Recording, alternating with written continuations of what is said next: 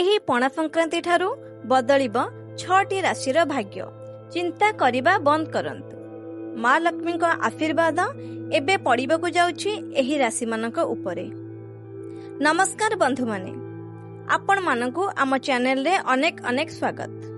ଆଜି ଆମେ କଥା ହେବାକୁ ଯାଉଛେ ଏକ ପବିତ୍ର ପଣା ସଂକ୍ରାନ୍ତି ବିଷୟରେ। ହିନ୍ଦୁ ଧର୍ମରେ ପଣା ସଂକ୍ରାନ୍ତିକୁ ଅତ୍ୟନ୍ତ ଶୁଭ ଓ ପବିତ୍ର ମନାଯାଏ। ଏହି ଦିନରେ ମା ଲକ୍ଷ୍ମୀଙ୍କ କୃପା ବିଶେଷ ଭାବରେ ମିଳେ। ଏହି ପଣା ସଂକ୍ରାନ୍ତି କିଛି ରାଶି ପାଇଁ ନେଇ ଆସୁଛି ବଡ଼ ପରିବର୍ତ୍ତନ। ବିଶେଷ କରି 6ଟି ରାଶିଙ୍କ ଜୀବନରେ ଆସିପାରେ ସୁଖ, ସମୃଦ୍ଧି ଓ ସଫଳତା। ଯେଉଁମାନେ ଦୀର୍ଘ ଦିନ ଧରି ଚିନ୍ତାରେ ଥିଲେ, ସେମାନଙ୍କର ଚିନ୍ତା ଏବେ ଦୂର ହେବାକୁ ଯାଉଛି।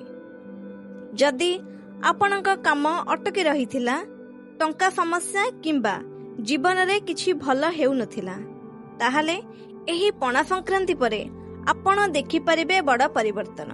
ମା ଲକ୍ଷ୍ମୀଙ୍କ ଆଶୀର୍ବାଦ ଏହି ରାଶିମାନଙ୍କ ଉପରେ ପଡ଼ିବ, ଯାହାଫଳରେ ଧନ ଲାଭ, କାମରେ ସଫଳତା ଓ ପରିବାରରେ ଖୁସି ଆସିପାରେ। ତେବେ ଆପଣମାନେ ଭିଡ଼ିଓକୁ ଶେଷ ପର୍ଯ୍ୟନ୍ତ ଦେଖନ୍ତୁ, କାରଣ ଆଜି ଆମେ କହିବାକୁ ଯାଉଛୁ ସେହି 6ଟି ଭାଗ୍ୟଶାଳୀ ରାଶି ବିଷୟରେ, ଯାହାଙ୍କ ଜୀବନ ଏହି ପଣା ସଂକ୍ରାନ୍ତି ପରେ ସମ୍ପୂର୍ଣ୍ଣ ରୂପେ ବଦଳିଯିବ। ତେବେ ଆସନ୍ତୁ ଜାଣିବା ସେହି ଭାଗ୍ୟଶାଳୀ ରାଶିମାନଙ୍କ ବିଷୟରେ। ପ୍ରଥମ ରାଶି ବୃଷ ରାଶି। ବୃଷ ରାଶିରେ ଜନ୍ମିତ ବ୍ୟକ୍ତିଙ୍କ ପାଇଁ ଏହି ପଣା ସଂକ୍ରାନ୍ତି ଏକ ଆଶୀର୍ବାଦ ଠାରୁ କମ୍ ପ୍ରମାଣିତ ହେବ ନାହିଁ। ଆପଣଙ୍କ ପାଇଁ ଆୟର ନୂତନ ଉତ୍ସ ଖୋଲିବ। ଯଦି ଆପଣଙ୍କ ଟଙ୍କା ବର୍ତ୍ତମାନ କୌଣସି ସ୍ଥାନରେ ଅଟକି ରହିଛି, ତେବେ ଆପଣ ବହୁତ ଶୀଘ୍ର ଫେରି ପାଇବେ। ସମ୍ପତ୍ତିରେ କରାଯାଇଥିବା ଏକ ପୁରୁଣା ନିବେଶ ଆପଣଙ୍କ ପାଇଁ ଗୁରୁତ୍ୱପୂର୍ଣ୍ଣ ଲାଭ ଆଣିପାରେ। ଏହି ସମୟରେ ବେତନଭୋଗୀ ଚାକିରି କରୁଥିବା ଲୋକଙ୍କ ପାଇଁ ଦରମା ବୃଦ୍ଧିର ସୂଚନା ରହିଛି। ପରବର୍ତ୍ତୀ ରାଶି ସିଂହ ରାଶି। ଏହି ରାଶିର ବ୍ୟକ୍ତିମାନେ ଏହି ପଣା ସଂକ୍ରାନ୍ତି ଠାରୁ ଆର୍ଥିକ ସ୍ଥିରତା ଉପଭୋଗ କରିବେ। ଏହି ସମୟ ମଧ୍ୟରେ ଆପଣଙ୍କ ଆର୍ଥିକ ଯୋଜନା ସଫଳ ହେବାକୁ ଯାଉଛି। ବ୍ୟବସାୟ ମାଲିକମାନେ ଏକ ବଡ଼ ଚୁକ୍ତିକୁ ଚୂଡ଼ାନ୍ତ କରିପାରନ୍ତି। ଏହି ନବବର୍ଷ ଆପଣଙ୍କୁ ବୋନସ୍ କିମ୍ବା ପ୍ରୋତ୍ସାହନ ମିଳିବାର ସମ୍ଭାବନା ମଧ୍ୟ ଯୋଗାଉଛି। ଆପଣ ପୈତୃକ ସମ୍ପତ୍ତିରୁ ମଧ୍ୟ ଯଥେଷ୍ଟ ଲାଭ ପାଇପାରନ୍ତି। ପରବର୍ତ୍ତୀ ରାଶି ତୁଳା।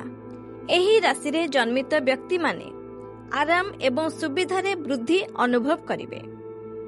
ହଠାତ୍ ଆର୍ଥିକ ଲାଭର ସୂଚନା ରହିଛି ଏବଂ ଗୁପ୍ତ ସମ୍ପତ୍ତି ଆବିଷ୍କାର ହେବାର ସମ୍ଭାବନା ଅଛି।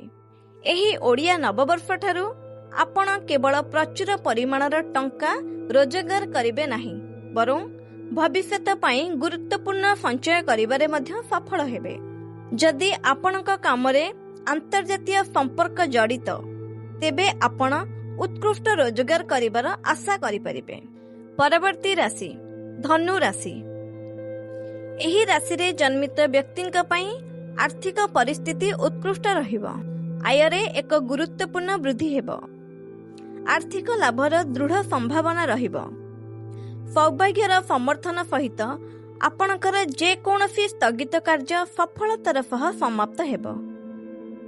ଯଦି ଆପଣ ଏକ ନୂତନ ଉଦ୍ୟମ ଆରମ୍ଭ କରିବାକୁ ଚିନ୍ତା କରୁଛନ୍ତି, ତେବେ ଏହା ଆପଣଙ୍କ ପାଇଁ ଶୁଭ ସାବ୍ୟସ୍ତ ହେବ।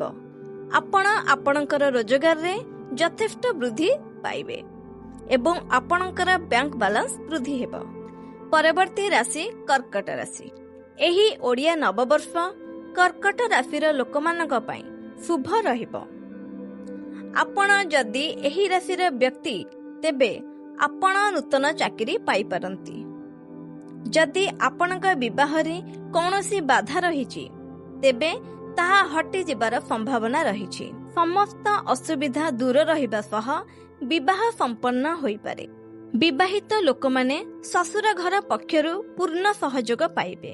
ମନ ଚାହୁଁଥିବା ପରି ଧନଲାଭ ହୋଇପାରେ କିମ୍ବା କୌଣସି କାମରେ ସଫଳତା ମିଳିପାରେ। କାର୍ଯ୍ୟକ୍ଷେତ୍ରରେ ଭଲ ପ୍ରଦର୍ଶନ ହେବ। ବ୍ୟାପାର ଓ ବିନିଯୋଗ ସମ୍ବନ୍ଧୀୟ ଲୋକମାନେ ଲାଭ ପାଇପାରନ୍ତି। ବହୁତ ଆଗରୁ ଦୀର୍ଘ ଦିନ ଧରି ଚେଷ୍ଟା କରିଆସୁଥିବା କୌଣସି ଉଦ୍ୟମ ଶେଷରେ ଫଳବତୀ ହେବ। ଆପଣଙ୍କୁ ସେଥିରେ ସଫଳତା ମିଳିଯିବ। ଶେଷ ରାଶି मीन राशि एही राशि पई ओडिया नववर्ष उन्नति और सफलतार संकेत देउछि। आर्थिक क्षेत्र रे योजनाबद्ध भावे काम कले लाभ हेब। उच्च शिक्षा पई करा जाइथिबा प्रयास सफल रहिब। नूतन चाकरी किंबा प्रमोशन मिलिबार संभावना रहिछि। गाड़ी सुना रूपा परि मूल्यवान वस्तु किनि पारंती। आत्मविश्वास बलरे आपनकु बड़ सफलता मिली पारे। विवाह योग मध्य सृष्टि हेउछि। एही चैनल रे हमर प्रत्येक दिनर राशिफल एवं इम्पोर्टेंट न्यूज सबु बेले अपडेट होई थाए। तेणु चैनल को सब्सक्राइब करि नियंतु एवं ऑल नोटिफिकेशन को ऑन करि नियंतु, जद्वारा भिडियोटी प्रथमे आपनक निकटरे पहुंची परिबो। धन्यवाद।